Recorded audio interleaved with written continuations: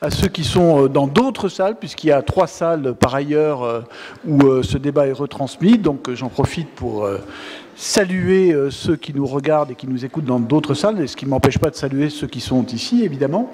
Et vous rappeler aussi, puisque Jean-Hervé m'a demandé de le faire en insistant beaucoup, que demain matin, Bertrand Piccard, le pilote qui nous fait tous rêver avec Solar Impulse, sera là, ce qui est quand même assez exceptionnel.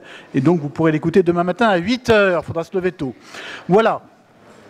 Donc, débat que nous allons vous proposer maintenant est au cœur de l'actualité, évidemment. Comment peut-on réformer la France ?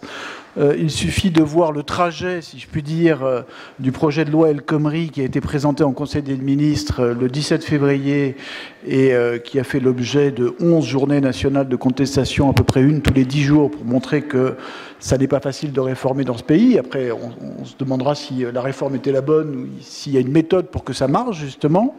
On voit que c'est un art difficile, en tout cas en France. Alors même d'ailleurs que, si je puis dire, l'expression démocratique, le vote, en désignant des extrêmes, nous dit aujourd'hui il faut réformer. Donc il y a un paradoxe où on a toujours du mal à réformer, et quand on écoute les Français, ils nous disent il faut réformer. Ce qui est amusant, c'est que depuis que je suis à Aix, quand on me demande alors quel débat tu animes, je dis j'anime le débat comment réformer la France. On me fait oh oulala. Bah oui, bah écoutez, on va essayer de vous apporter des solutions. Tout le monde est d'accord sur l'idée qu'il faut. Après, sur le comment, c'est autre chose.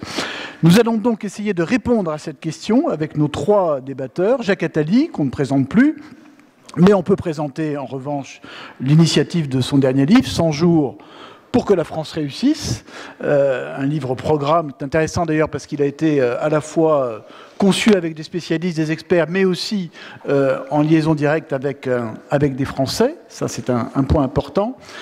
Et enfin, 2 grands dirigeants d'entreprise, Stéphane Richard, le président d'Orange, entreprise confrontée sur la dernière décennie à une transformation, une mutation majeure, et c'est intéressant d'avoir son expérience en la matière pour nous montrer comment est-ce que finalement ce qui a été appliqué chez Orange pourrait l'être pour l'ensemble du pays.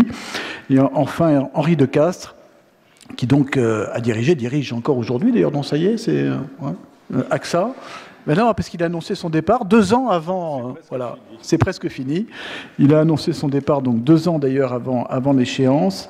Henri Decastre, qui a toujours beaucoup d'idées en matière de réforme, qui est un passionné de politique, un passionné d'histoire aussi, et son éclairage va également nous intéresser. Et puis, pour donner une base solide du corps à ce débat, eh bien, les réflexions de Patrick Artus, du Cercle des économistes, qui a éminemment travaillé sur le débat et qui va vous présenter ces 4 ou 5 idées forces. Ben là, maintenant, à vous de jouer. Et par ailleurs, après, nous aurons donc une discussion entre nous et ensuite une discussion avec vous. Patrick Artus. Merci François-Xavier, bon après-midi à tous. Donc rapidement, puisque nous avons 45 secondes pour ce débat, je voudrais faire 4 points d'économistes. Je pense que les autres intervenants auront des approches qui ne seront pas nécessairement des approches d'économistes. 4 points d'économistes et 4 questions, il me semble, qui se posent. La première question, c'est ce que j'ai appelé l'approche top-down ou l'approche bottom-up. Quand on fait des réformes, est-ce qu'il faut faire une multitude de petites réformes pragmatiques, mais qu'on peut mettre en place, qu'on peut évaluer, ce qui est peut-être plus facile, mais dont évidemment l'effet macroéconomique n'est pas tout à fait certain. Donc on peut déréglementer les bus, vous voyez. Ou bien est-ce qu'il faut avoir une approche différente, qu'on peut appeler approche Renzi, qui est de dire finalement il y a 3 facteurs de blocage dans la société. En Italie, c'était l'organisation des collectivités locales, le statut des banques et les contrats de travail essentiellement. Et donc, on va se concentrer sur ces 3 facteurs de blocage et le reste suivra. Ou alors, faut-il faire les 2 à la fois? Vous voyez, il me semble qu'il y a eu dans les différents pays des approches extrêmement différentes, soit d'en bas, soit d'en haut. Deuxième point sur lequel les économistes insistent souvent, alors ça porte chez nous un nom absolument abominable comme d'habitude qui s'appelle complémentarité institutionnelle, mais le contenu est assez intéressant, ce qui est de dire qu'on ne peut pas prendre les réformes une par une. hein, et qu'il faut associer des réformes qui sont sinon vouées à l'échec. Je vais vous donner deux exemples rapidement, dans des domaines assez différents. La réforme des banques. La réforme des banques en Europe conduit à désintermédier les financements des entreprises, c'est-à-dire est-ce que les entreprises se financent davantage sur les marchés. Ceci n'est pas dissociable d'une plus grande flexibilité du marché du travail. Si les entreprises sont financées sur les marchés, elles sont confrontées à la fermeture des marchés, elles ne peuvent plus se financer pendant certaines périodes de temps, et donc il faut qu'elles puissent ajuster à l'emploi extrêmement rapidement. Si vous déréglementez les banques de la façon dont on le fait sans changer le fonctionnement du marché du travail, vous allez fabriquer une catastrophe dans les récessions. Deuxième exemple, qui est les réformes du marché du travail. Évidemment, on le voit bien ici, en France en particulier, si on veut décentraliser les négociations entre les salariés et les entreprises, hein, qu'on a décidé d'appeler l'inversion des normes, il faut évidemment que les syndicats soient représentatifs dans les entreprises. Et donc on ne peut pas dissocier une réforme de la représentativité syndicale d'une réforme du niveau de centralisation des négociations. Troisième point général, qui est le point d'équité, qui a déjà été évoqué ce matin avec Augustin de Romanet dans le débat d'avant le déjeuner. Aussi ici, je voudrais donner deux exemples, mais il me semble que parfois on oublie qu'il faut faire assez attention aux effets d'équité des réformes. Par exemple, ce que nous sommes en train, ce qui est la demande la plus globale qui est faite dans beaucoup de pays, en particulier par les associations d'employeurs, c'est qu'une partie du risque d'entreprise soit portée par les salariés. Donc quand l'entreprise va mal, les salariés vont accepter de travailler plus, des baisses de salaire, une flexibilité plus grande de l'emploi. Donc ceci veut dire que les salariés portent une partie du risque d'entreprise. Si les salariés portent une partie du risque d'entreprise, ils doivent être rémunérés pour cela. Donc on ne peut pas faire cela indépendamment d'une réforme aussi de la rémunération, qui peut être de l'actionnariat salarié, de l'intéressement, mais qu'il faut que les salariés soient rémunérés pour le risque d'entreprise qu'ils portent. Deuxième point qui me paraît absolument central dans les économies contemporaines, nous sommes partout dans le monde en train de bipolariser les marchés du travail. Les emplois répétitifs intermédiaires disparaissent et vont disparaître à un rythme accéléré.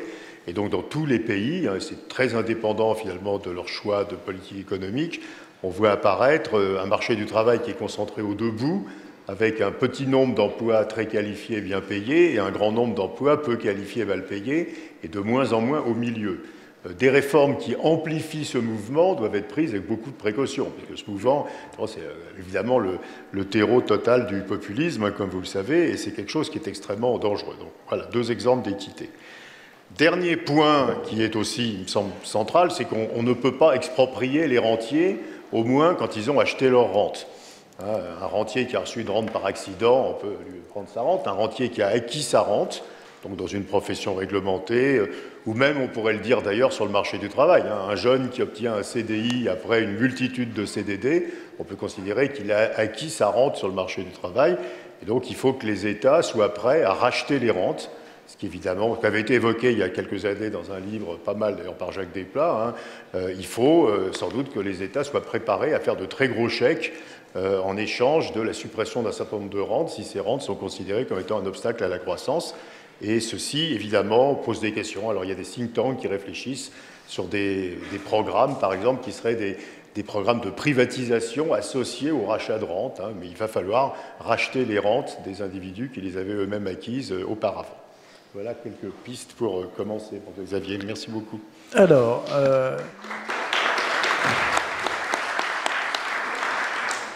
je vous propose donc d'amorcer ce débat avec Jacques Attali. Le livre, c'est 100 jours pour que la France réussisse, donc la France peut réussir. Et le constat, il est quand même extrêmement sévère, le constat que vous faites. Je vais juste citer une phrase de l'introduction de votre livre. Vous dites que sur les dernières années, 3 chefs d'État successifs et 7 chefs de gouvernement n'ont proposé aux Français que diverses formes d'action sans envergure, dites de gauche ou de droite. Aucun n'a jamais vraiment proposé, d'inaction, pardon, n'a jamais vraiment proposé, ni encore moins mis en œuvre un programme conforme à son idéologie. Voilà, ce constat, il est très sévère, et en même temps, votre livre, c'est un livre où, en gros, il est dit « on peut ». Comment est-ce qu'on peut trancher, alors ? C'est un livre collectif, et c'est un livre, comme vous l'avez dit, qui implique beaucoup de monde. Notre débat d'aujourd'hui se situe à un moment très particulier de l'histoire de France, et naturellement, ici, on parle de la France, pas des entreprises qui ont, et on le verra tout à l'heure, leur propre essence. Une entreprise peut disparaître, un État ne peut pas disparaître, sauf cas très particulier, et c'est justement la peur de disparaître qui permet aux entreprises d'être poussées à la réforme et à l'action, tandis qu'une nation n'ayant pas cette peur, n'ayant pas, pour la plupart des chefs d'État, l'orgueil de sauver la grandeur de leur nation, puisque ce sont en général des petits hommes politiques et pas des hommes d'État, ne sont pas impliqués dans la peur du déclin. Donc nous sommes dans un moment, en particulier en France, chaque situation est différente d'un pays ou un autre, où cette absence de peur entraîne encore un instant, Monsieur Le Bourreau, on a le temps, on verra plus tard, tout à fait classique, avec 2 ou 3 idéologies qui viennent s'installer tout naturellement dans les interstices de cette situation, qui sont, premièrement, moi d'abord, je vais me débrouiller tout seul et je vais voir ce que je peux faire, moi comme individu, comme entreprise, comme famille, comme collectivité locale, et deuxièmement, c'était mieux avant. Donc, le grand discours de « c'était mieux avant et moi d'abord » donne l'idéologie dominante dans notre pays, qui est une idéologie de crispation et de refus de la réforme. Dans ces circonstances, alors qu'évidemment, si on regarde avec un point de vue de Sirius, la France a tout pour être la première nation d'Europe. Non pas pour redevenir, parce qu'historiquement, elle n'a jamais été la première nation d'Europe. Ça a été longtemps les Italiens, puis les Hollandais, puis les Anglais, jamais les Français. Je rappelle qu'au temps de Louis XIV, le niveau de vie des Français était le quart du niveau de vie des habitants d'Amsterdam. Donc nous avons tout pour le devenir, ce n'est pas le moment de le dire. Pour le faire, je ne crois plus à la réforme. Je crois à la révolution. Révolution. Je ne crois plus à la réforme parce que la réforme est empêtrée, engluée dans un état de plus en plus incapable d'agir. Je ne crois qu'à la révolution, d'abord parce que les Français en viennent à la révolution, dans le bon ou dans le mauvais sens. Nous entrons dans le temps de ce que j'appelle l'économie de la rage, de la colère. Le Brexit en est un exemple. On n'aime pas. Les élites de tout niveau, qu'elles soient économiques, politiques, culturelles, de marché, élues, sont ressenties comme illégitimes. Donc nous sommes dans la rage. Et la rage, elle se canalise non pas dans la réforme, parce que la réforme, c'est technique, elle se canalise dans la révolution. Et la révolution, c'est un changement brutal. C'est d'autant plus nécessaire que ça correspond à une réalité historique française. Nous n'avons jamais été une nation de réforme, pour des raisons que j'ai souvent expliquées comme étant liées au fait que nous sommes une nation qui avons choisi d'être terrestres alors que nous devrions être une nation maritime et que la grandeur de la France, ça devrait être sa marine et non pas son armée de terre, parce que la marine indique le mouvement, et nous avons malheureusement fait le choix de l'inverse. On a mis notre capitale au milieu de nulle part, c'est-à-dire à Paris, au lieu de le mettre dans un port, et ça a entraîné la nécessité de changer brutalement parce que nous sommes une nation centralisée.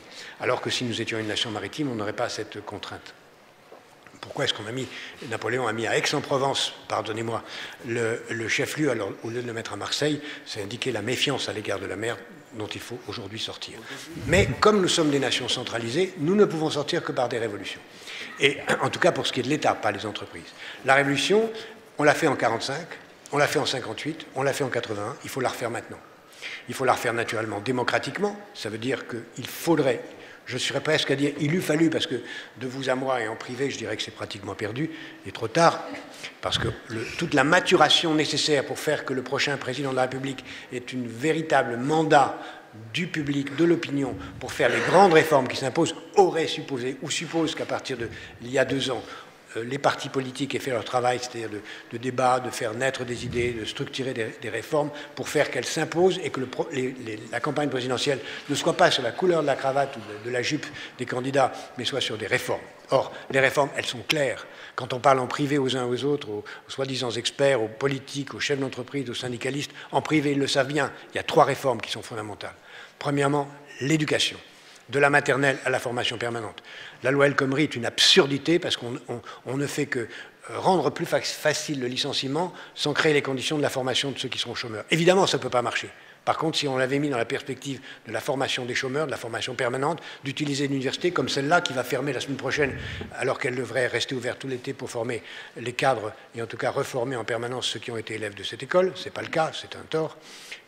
Tout faire en sorte que le système de formation permanente de la maternelle, dont il faut changer, et j'ai beaucoup travaillé avec l'Institut que va diriger Henri là-dessus, pour que l'encadrement dans la maternelle soit triple de ce qu'il est aujourd'hui dans les quartiers difficiles, pour éviter qu'on se trouve avec 150 000 jeunes de chaque classe qui arrivent en sixième sans savoir lire et écrire. C'est ça qu'il faut faire, seulement ces gens-là, les enfants des maternelles ne votent pas, donc on ne s'en occupe pas. De la maternelle à la formation permanente, priorité absolue. Deuxième priorité, la sécurité, que ce soit la police, la défense. Notre budget de la défense doit être supérieur à 2% du PIB. C'est possible en baissant la dette publique, nous l'avons montré dans le programme que vous avez bien voulu évoquer, et la justice pour faire que les prisons ne soient pas des machines à fabriquer de la violence. Et troisième priorité, la gouvernance.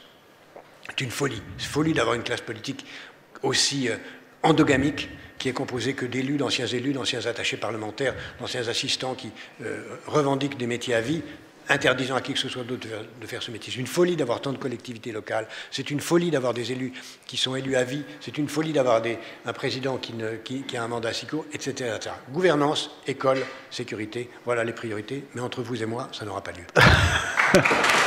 Merci.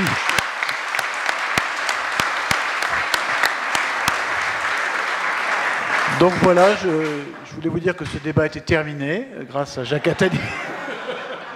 Non, alors on continue. Stéphane Richard, vous, ce qui est intéressant, c'est l'expérience d'une entreprise qui a vécu une transformation radicale, fondamentale. Et qu'est-ce que justement, en quoi est-ce que ça pourrait, d'une certaine façon, nous inspirer et inspirer ce pays?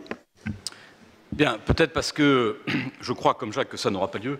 Je vais peut-être m'attacher à dire ce que, personnellement, je pense, fondé sur l'expérience qui a été, en tout cas, celle de l'entreprise que je dirige. Peut-être ce qu'on pourrait essayer de faire un peu mieux qu'aujourd'hui, pour quand même transformer ce pays sans nécessairement prendre le risque, malgré tout, d'une révolution.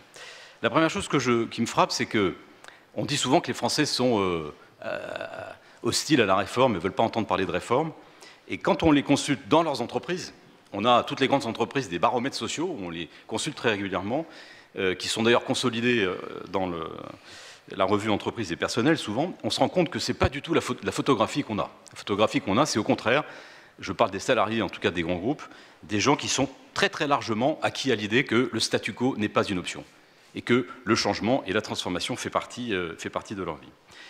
France Télécom est un bel exemple de cela, puisque je rappelle qu'il y a un peu plus de 20 ans, c'était un pseudopode de l'administration, avec que des fonctionnaires à l'intérieur, et qu'aujourd'hui, c'est une entreprise cotée en bourse mondiale. On a toujours 50 000 fonctionnaires sous statut en France, et pourtant, on vit dans un monde totalement concurrentiel, avec les mêmes règles du jeu que... Ça représente la moitié des salariés en France, à peu près. À peu près la moitié des salariés en France, absolument.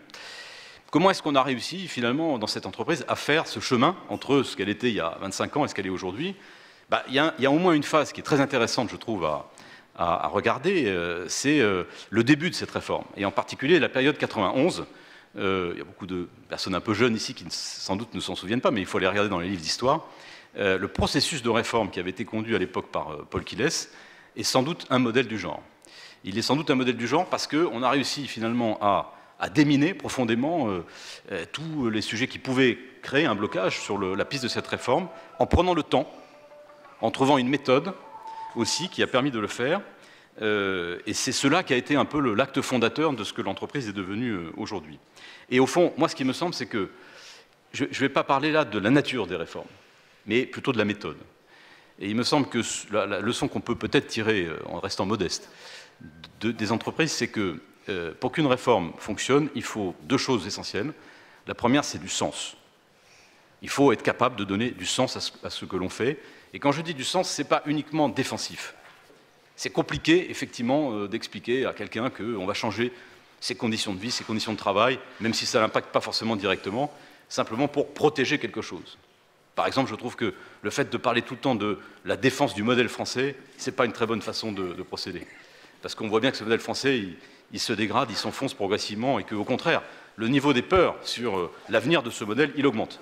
Donc, il faut donner du sens, et ce sens, il ne peut être qu'un sens positif, un sens de progrès. Par exemple, on fait la loi travail, elle est bonne, elle est mauvaise, peu importe, mais c'est parce que l'ambition de la France, c'est d'être l'économie numérique européenne dans 10 ans. Par exemple, je ne sais pas, c'est à nos dirigeants aussi, et peut-être un peu à nous-mêmes, de déterminer ce que doit être l'ambition de la France. Mais le sens de la réforme, c'est absolument capital. Cela suppose aussi qu'on ait des dirigeants politiques qui aient une certaine discipline, j'allais dire une certaine éthique aussi, dans les annonces qu'ils font. Moi, je suis frappé de voir qu'il y a un certain nombre de problèmes qui sont nés ces dernières années du fait de l'improvisation, parfois, d'un candidat ou d'un président, d'ailleurs, en exercice, qui, comme ça, au débeauté, lors d'une émission de télévision, d'une conférence de presse, va lâcher un truc sans en avoir parlé à personne, et après, on va se traîner, je pense que certains peuvent imaginer quelques exemples qu'on peut avoir, et va se traîner ce problème comme un boulet pendant des mois. Ça, je pense que ce n'est pas sérieux. Je pense que quand on est dans cette responsabilité-là, on doit prendre le temps de la réflexion et on doit s'avancer sur des choses qui sont à peu près certaines et bouclées. Il y a un homme politique français dont je trouve personnellement qu'il a bien parlé de cela et peut-être donné une forme de, non pas de théorie, parce qu'en même temps c'est un homme très pragmatique, de la réforme en France, c'est Michel Rocard. Et Michel Rocard, qui en a fait beaucoup d'ailleurs des réformes, en 2008, dans un article, évoquait quelques idées simples pour pouvoir réussir une réforme en France. La première, c'est le diagnostic partagé. Le diagnostic partagé par le plus grand nombre, ça suppose qu'on ait pris le temps aussi de la discussion avant sur le diagnostic. La deuxième, c'est le temps, justement. Le temps est une variable essentielle. Moi, je suis frappé de voir qu'on se met souvent dans des calendriers impossibles. On en a un bel exemple d'ailleurs en ce moment aussi avec la loi travail, et que finalement, on est coincé par ce calendrier, et du coup, on obère très largement, à cause d'une contrainte de calendrier, le fond des choses. Et puis, la dernière chose, ça, tout le monde reconnaîtra bien la pensée de Michel Rocard, c'est le contrat plutôt que la loi. Je pense que dans ce pays, on a quand même une espèce de religion de la loi, qui est l'instrument de la réforme, qui pose évidemment un problème énorme, de plus en plus grand d'ailleurs, parce que la loi pose la question de la démocratie représentative et du Parlement, on le voit bien aujourd'hui. La question du 49.3, c'est quand même compliqué d'expliquer qu'on va réformer un pays avec une loi qui est votée par un Parlement avec des dispositions constitutionnelles qui permettent finalement de court-circuiter ce Parlement. Là, on a un énorme problème, surtout à l'heure du numérique, où tout un chacun peut s'exprimer librement, et d'ailleurs, il ne se prive pas de le faire, par les pétitions, par tous les outils. Et puis un dernier point, voilà, le temps nous est compté. Moi, je pense qu'il faut aussi éviter les abcès de fixation inutiles. Je prends juste un exemple, c'est l'ISF. Moi, je suis personnellement pas partisan de la suppression de l'ISF. Je suis partisan d'une réforme de l'ISF, un peu du style de ce qui avait été fait à la fin du mandat de Nicolas Sarkozy, mais je trouve que vouloir faire de la suppression de l'ISF une espèce de marqueur d'une politique, c'est stupide, parce que ça va une fois de plus cristalliser toute une série d'énergies négatives et occulter des choses plus importantes. Alors, on continue. Merci.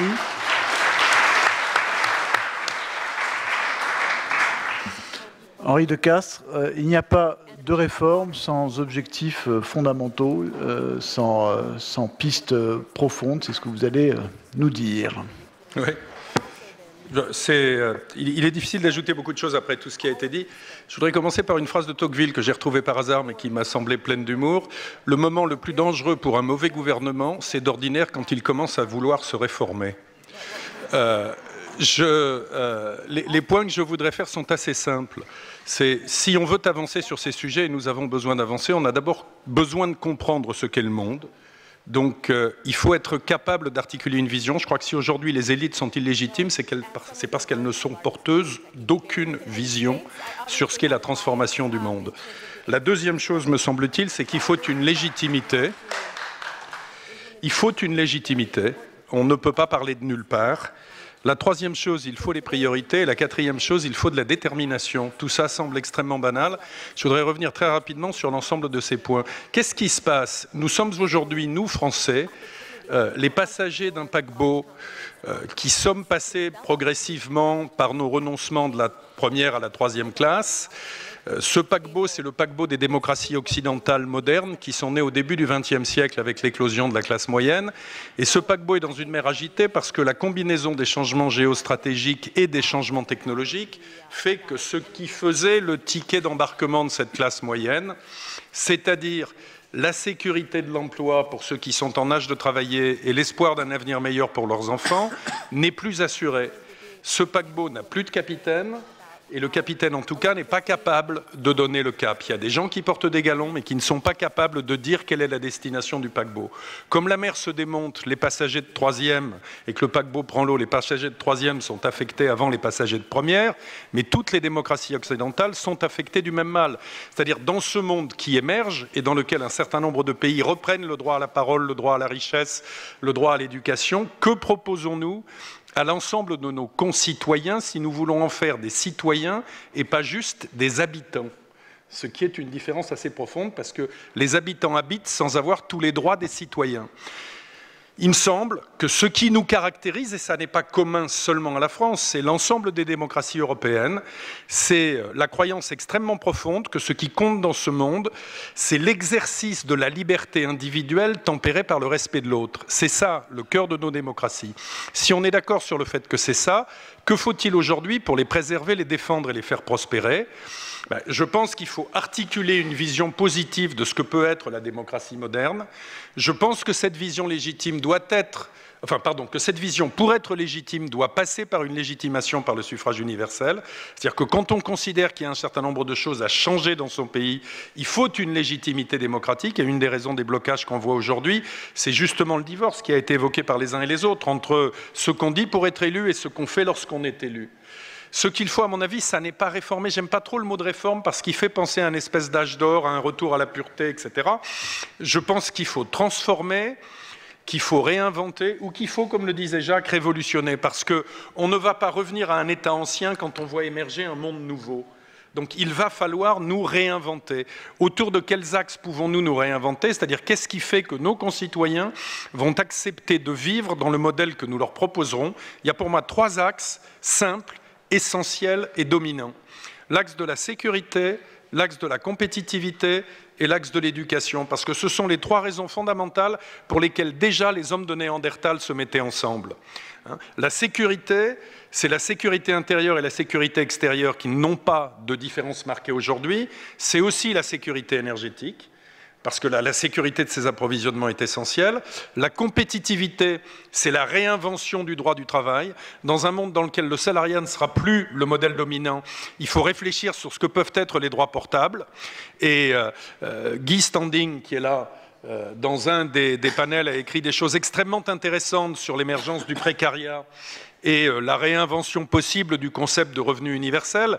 Je ne dis pas que je sois pour dans sa forme ancienne, mais je dis que le sujet est suffisamment essentiel pour qu'on ait besoin d'y repenser, parce que dans une société dans laquelle les générations futures ne vont plus être attachées à un emploi à vie, mais vont vouloir bouger, il va de soi que beaucoup de droits qui étaient attachés à un État doivent devenir attachés à une personne.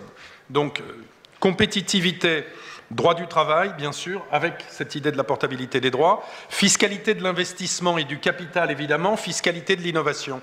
Et enfin, innovation, et là je me sens bien entendu très en phase avec Jacques, il y a 3 moments clés dans l'éducation. Les premières années, ce qui se passe juste avant le marché du travail et ce qui se passe quand on est dans le marché du travail. On est dans un monde dans lequel le savoir, la quantité de données accumulées double tous les 18 mois, et on voudrait que tout ce qu'on a appris entre l'âge de 5 ans et 20 ans soit immuable et ne pas avoir besoin de se reformer dans l'ensemble de sa vie.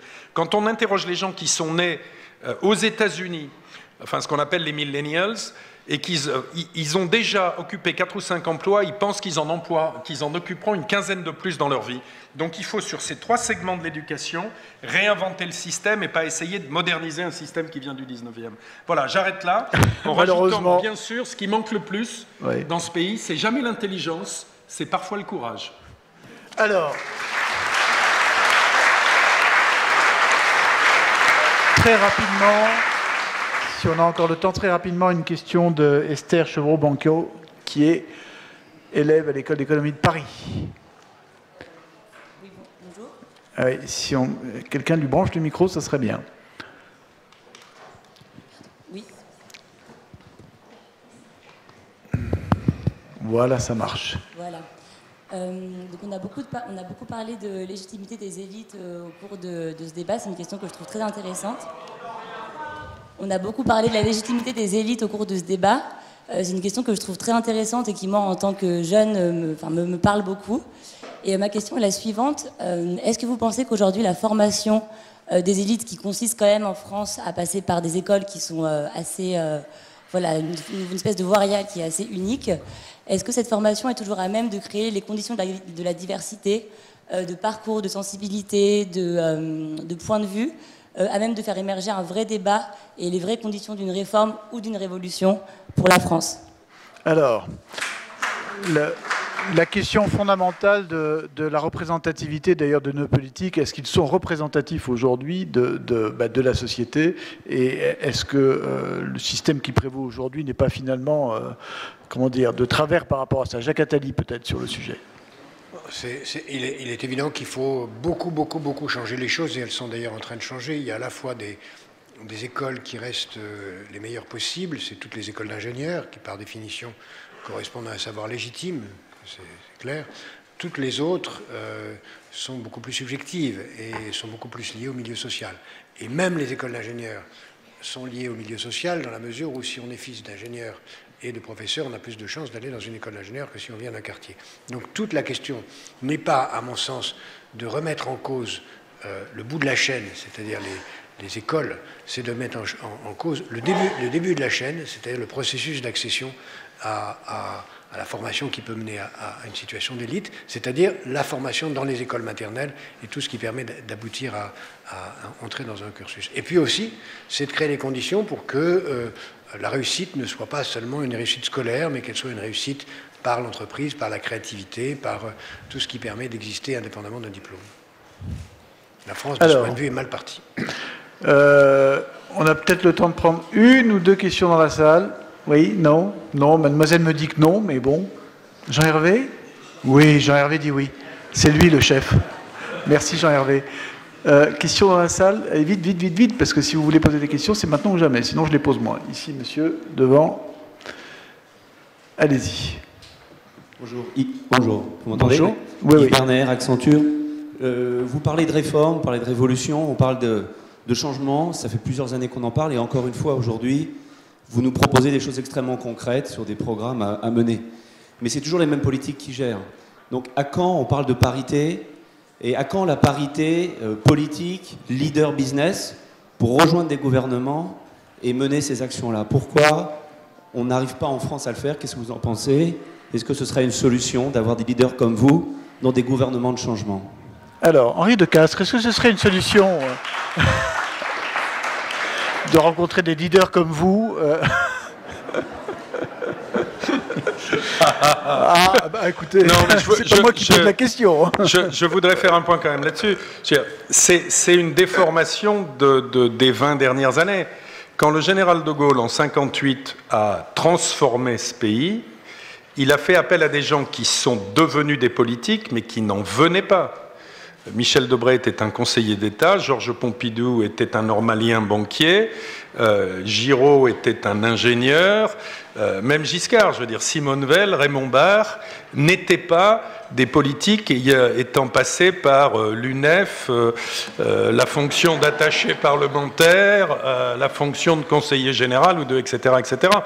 Donc c'est un mal récent de société politique en voie de racornissement. Voilà. Et pour répondre sur la question de tout à l'heure, je crois que le sujet des grandes écoles, c'est le monde d'avant, en réalité. Pourquoi? Parce qu'encore une fois, dans un monde dans lequel c'est de plus en plus la capacité à porter des projets et à en faire des succès qui va déterminer qui sont les leaders, le fait de savoir quel diplôme on a eu entre l'âge de 20 et 25 ans, c'est à peu près aussi pertinent que le fait de savoir combien on avait de quartiers de noblesse pour devenir officier sous Louis XVI. Alors, je voudrais que Stéphane Richard aussi parle sur ce sujet, parce que vous avez été aussi dans le système politique, puisque chef de cabinet de Christine Lagarde. Donc, vous avez les deux expériences, si je puis dire. Directeur. Oui, pardon, directeur. Non, moi, chef de cabinet, c'est directeur. Hein.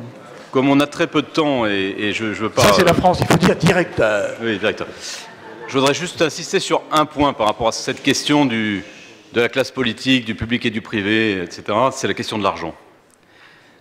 Aujourd'hui, on a mis en place toute une série de règles qui sont tout à fait saines sur la transparence de la vie publique, par exemple la déclaration des patrimoines, ceux qui payent l'ISF, etc.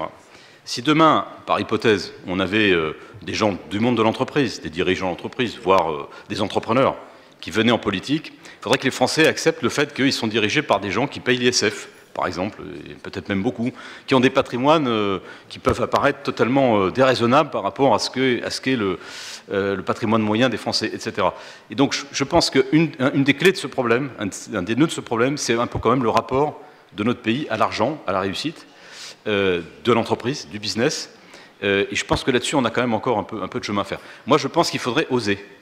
Il faudrait oser, effectivement, mais ça, c'est pas ceux qui sont ici, sans doute, sur cette table qui peuvent le faire, mais, parce que ça supposerait qu'on leur demande. Mais il faudrait oser, à un moment, transgresser cela et dire, bah oui, je prends dans mon gouvernement quelqu'un qui paye 300 000 euros d'ISF par an et qui a un patrimoine de 25 millions d'euros. Et alors, où est le problème? Comment est-ce qu'il l'a acquis? Il l'a acquis de façon légale. Il a par ailleurs un parcours de chef d'entreprise, d'entrepreneur qui réussit. Il peut être utile à la France. Voilà, moi c'est ça le vœu que je forme, c'est que, à l'occasion du renouvellement, que j'estime aussi de toute façon souhaitable, de la classe politique aujourd'hui, parce que la politique n'est pas un métier. Je déteste cette idée qu'il y a une professionnalisation de la politique, c'est ce qu'on dit d'ailleurs là, parce que je pense que c'est une des raisons qui conduit aussi au blocage qu'on connaît aujourd'hui. Mais ça suppose qu'on ait quand même un rapport plus adulte dans notre pays, en général, à la réussite et à l'argent. Très bien. Merci à tous. Je crois que je suis obligé, là, malheureusement, d'abandonner ce débat. Je pense qu'on aurait volontiers continué. Vraiment, merci à tous. Merci.